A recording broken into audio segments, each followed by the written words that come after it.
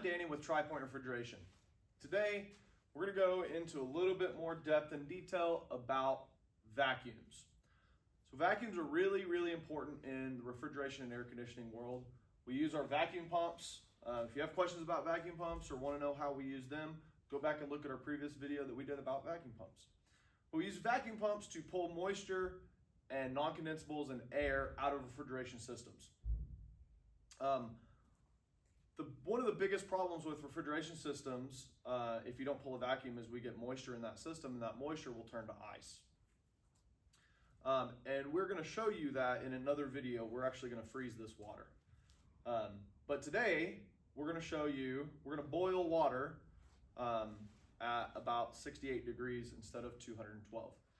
So first, I'm going to talk about some of the things we have here. I've got some water.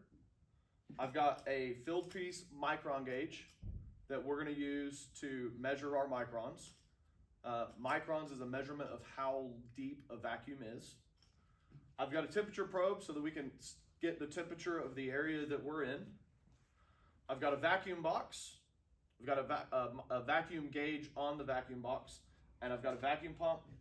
And finally, I've got an Appion vacuum tool adapter. So, we all heard in grade school that water boils at 212 degrees. But what they didn't tell you is that water boils at 212 degrees at atmospheric pressure.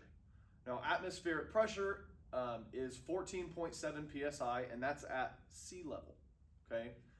We are currently in Lubbock, Texas, and in Lubbock, Texas, the elevation is between 3,202.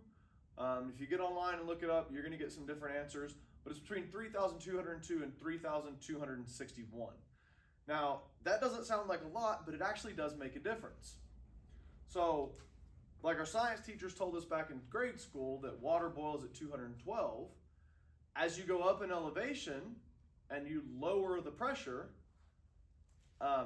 as we know in refrigeration, when you lower pressure, you lower temperature. When you raise pressure, you raise temperature. So as we go higher in elevation, we lower the pressure. So Lubbock, the pressure is about 13.073 psi, and that lowers the boiling point of water in Lubbock to between 207 and 206 degrees, depending on whether you're at 3,202 or 3,261 feet above sea level.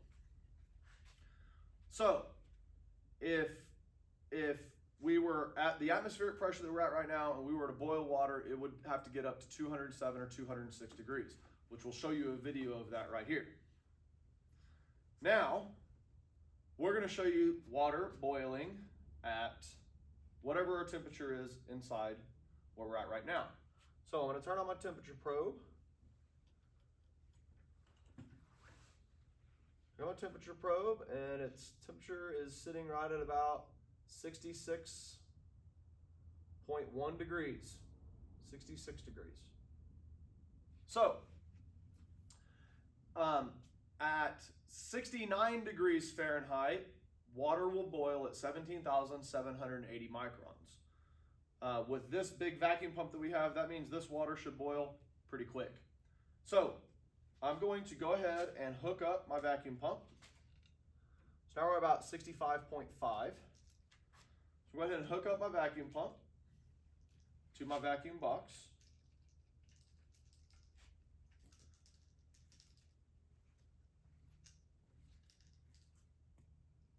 And I want to make sure that I start up my vacuum pump properly. So I'm going to open up my isolation valve. I'm going to pull my 3/8 inlet off, and I'm going to turn on my pump. Takes a few seconds.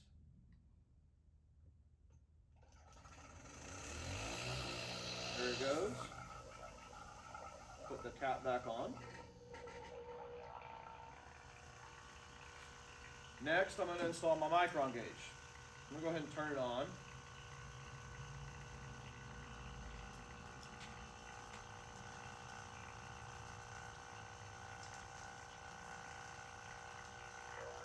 Okay, so I got my micron gauge right here, and I'm reading 140 microns. 139. So I've got the box isolated. There's an isolation valve on the back of this. So I've got the box isolated. So this is not sealed or anything. I'm going to take water.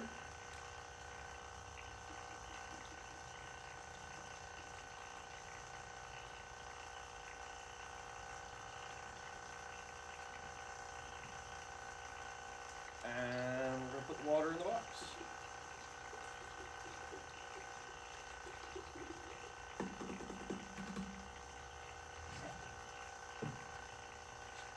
So again, I'm going to put the top on here. And the only thing that seals this is this rubber on the top of this plexiglass. And again, it's 66.8 degrees in here now. I'm going to valve that off, and I'm going to valve this off, because that's the exhaust port. 132 microns right now. I'm going to go ahead and open up this valve there.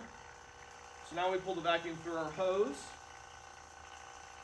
Went up to 189 microns. Now we're pulling back down. And here comes the magic. So we're going to open this up. And now we're pulling the vacuum on the box. So our microns are no longer even reading. But I can pick up this box now from the top. So we're pulling a good vacuum.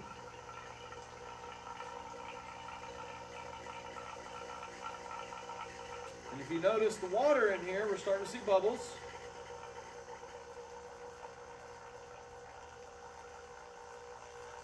And we are boiling water. And we pulled down at, right now we're at 2,000 microns. 1,600, 1,500 microns. So this right here goes to show you that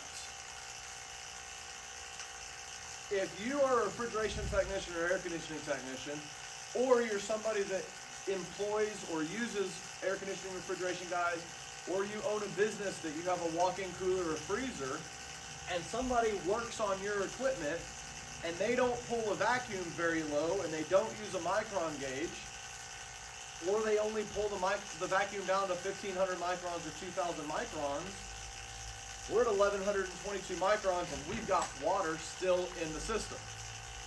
So this goes to show you that you've got to pull a deep vacuum. Now, if we kept pulling this vacuum and the temperature in this room goes down, we can turn this water into ice.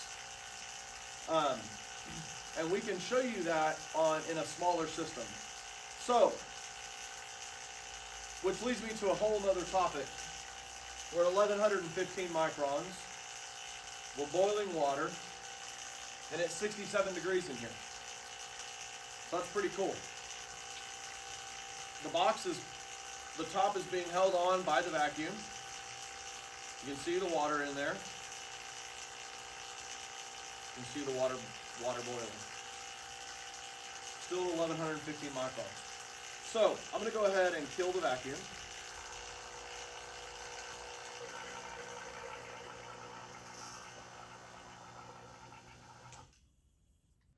All right, so our vacuum's off, so we don't have to hear that anymore. So, a few things to talk about on vacuums. Number one, moisture in a refrigeration system causes high heat of compression, ruins compressors, gets in the oil, contaminates oil, turns oil into, you can get wax in your oil, it gum up and sludge up valves, TXVs, solenoids, things like that. So, we've all been out in the field. For technicians that are watching this, we've all been out in the field. We've all seen our vacuum just kind of get to a certain micron setting, 2,000, 1,000, and just kind of sits there. We've also seen we isolate our micron gauge after a good vacuum and our microns just spike, right? So when our microns just spike like that, it's two things. It's either you've got a leak or you've got non-condensables, moisture in the system. Whenever you break that whenever you're pulling a vacuum and your microns are coming down, and then you isolate your vacuum pump and your microns go skyrocket up, If you don't have a leak, could be moisture that was boiling off and allowed you to pull down, and then as soon as you turned off your vacuum, that moisture comes up or stops boiling, and you build moisture in the system, and your microns skyrocket. So in the industry, the best way to combat this is number one, clean installs, right? Cap your lines, make sure you use lines that haven't been open to the atmosphere. Use air conditioning or refrigeration copper lines, so ACR refrigerant lines, because they're going to come with little white caps on the end of the copper, and they're pressurized with nitrogen, and that keeps other things from getting in there. So don't leave systems open when you're doing an install. Do a good, clean, tight install. So that's the first thing. But when you're pulling a vacuum, the best thing that you can do is called a triple evac. So the way that we do that is you pressurize your system first with nitrogen to make sure you don't have any leaks, okay? Then after you've pressurized it, you break the pressure and you pull a vacuum, and you pull the vacuum down to 4,000 microns.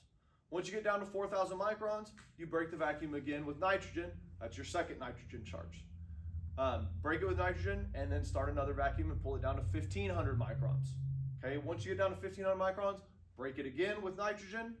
That's your third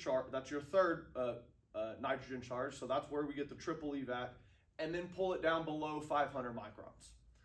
Once you pull it down below 500 microns, do a decay test. That decay test, isolate your vacuum pump and let it sit. And you don't want to rise over 1,000 microns in less than 10 minutes. If you pass the decay test, you're in pretty good shape. Go ahead and charge up that system.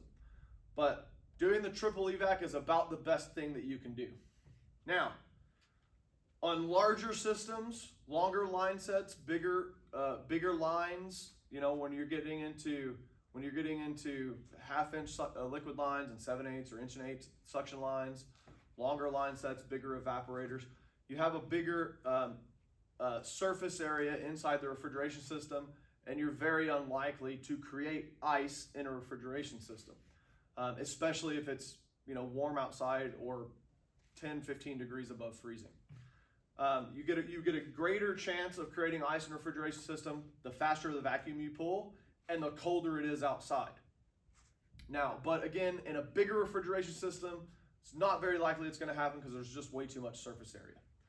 But in a smaller refrigeration system, in mini splits, in ductless units, things like that, in smaller air conditioners where your line sets are really small, you absolutely can create ice in a refrigeration system. And you'll see that ice, as soon as you isolate that vacuum pump, that ice turns right back to water and your micron gauge is going to spike. So that's a good indicator. So there's a few things that you can do to keep this from happening. Number one, use a heat gun. If you got a receiver, heat up the receiver with a heat gun. Heat up your line sets, heat up your compressor. Bring the temperature of the system up so that you don't turn the water into ice, and the water will evacuate through the vacuum pump. The second thing you can do, turn on the compressor crankcase heater. Heat up that oil. A lot of times the moisture is going to get inside the oil, especially if you've got POE oil, which most compressors and refrigeration systems these days are running on POE oil. Back in the day, mineral oil was even worse. But POE oil, it wants the moisture, so it's going to absorb as much moisture as it possibly can. So turn on that compressor crankcase heater, heat up that oil. It helps keep that water from turning into ice, and it's going to help get that water, it's going to help boil that water and get it out. The triple evac, which we already talked about. And another thing that you can do is turn on your evaporator fans, okay? So turn on your evaporator fans, walk-in cooler, walk-in freezer, turn on your evaporator fans, and let's get some air moving over those coils. Even though it seems like it might be cold air, it's still way warmer than what the air is in the system. So it'll keep the system from, it can help keep the system from creating ice. One thing you could do in a walk-in freezer if you really wanted to, I don't recommend it because you could cause a problem, is turn the heaters on the freezer. But don't bypass or anything like that. Make sure you have your heater limit switch in line because you don't want to melt that evaporator. So moisture in a refrigeration system can cause a real big problem. but we can boil that moisture out with a vacuum pump.